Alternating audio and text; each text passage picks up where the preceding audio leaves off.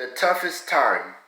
Before spewing more bile at Governor Andrew Cuomo for his decision Friday to ban indoor dining in New York City as of Monday, think of the pandemic at hand and the stats.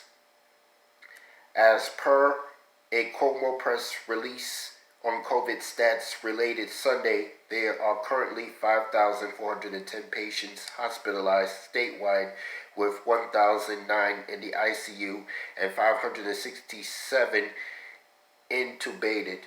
The statewide positivity has rocketed at 4.96%, and there were 106 COVID-related deaths in New York State Saturday.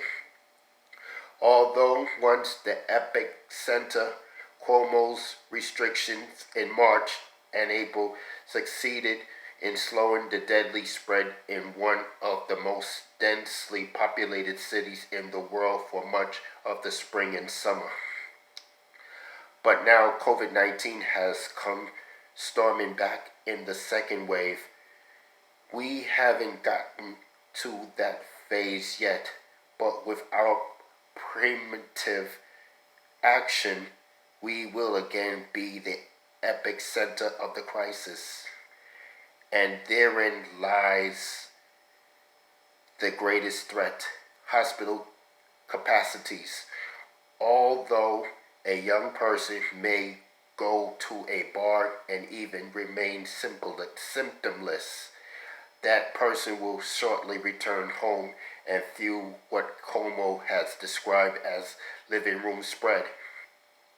Cuomo made it perfectly clear during Friday's press conference that if hospitals hit a 90% capacity, as it is predicted to do, if life continues as COVID restrictions normal, which includes indoor dining, then a total lockdown will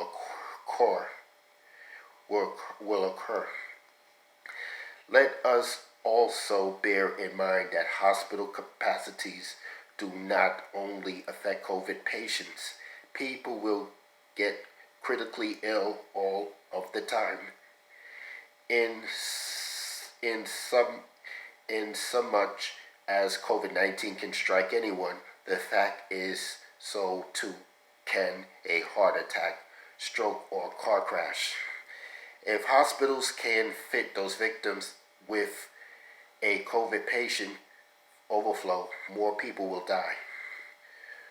Do we really want to live in a world of death upon preventable death? This is a horrible time for business everywhere, especially restaurants and bars. We feel their pain and wish there were a better way out of this crisis. But the exploding number of COVID-19 cases and the rising transmission give New York no margin for error with this crisis.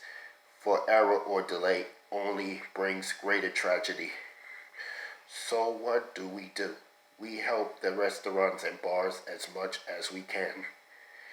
We continue doing business with them now, even with outdoor dining or delivery.